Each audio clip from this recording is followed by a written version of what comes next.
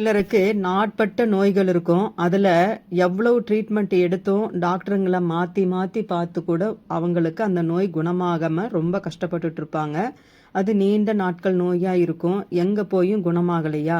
உங்களுடைய 6ஆம் அதிபதி எந்த நட்சத்திரத்தில் நிற்கிறாருன்னு பார்க்கணும். அதாவது 6ஆம் அதிபதி என்ன நட்சத்திர சாரம் வாங்கி இருக்காரு, அந்த நட்சத்திர சாரத்தை வச்சு நீங்கள் எந்த மாதிரியான முறைகளில் ட்ரீட்மெண்ட் எடுத்துக்கிட்டால் உங்களுக்கு அந்த நோய் குணமாகும் அப்படின்னா, இப்போது உங்களுடைய 6ஆம் அதிபதி திருவாதிரை, சுவாதி, சதயம், அஸ்வினி, மகம், மூலம், இந்த 6 நட்சத்திரங்களும் ராகு கேதுவுக்கு உண்டான நட்சத்திரங்கள்.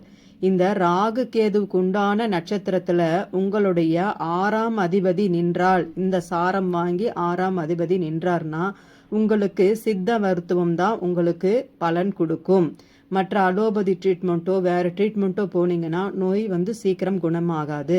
அதனால உங்களுடைய 6ஆம் அதிபதி எந்த நட்சத்திரத்தின் சாரம் வாங்கியிருக்காருன்னு பார்த்துட்டு அதுக்கு தகுந்த ட்ரீட்மெண்ட்டை நீங்கள் எடுத்தீங்கன்னா உங்களுக்கு இருக்கக்கூடிய நாட்பட்ட நோய்கள் சீக்கிரமாக குணமாகும்.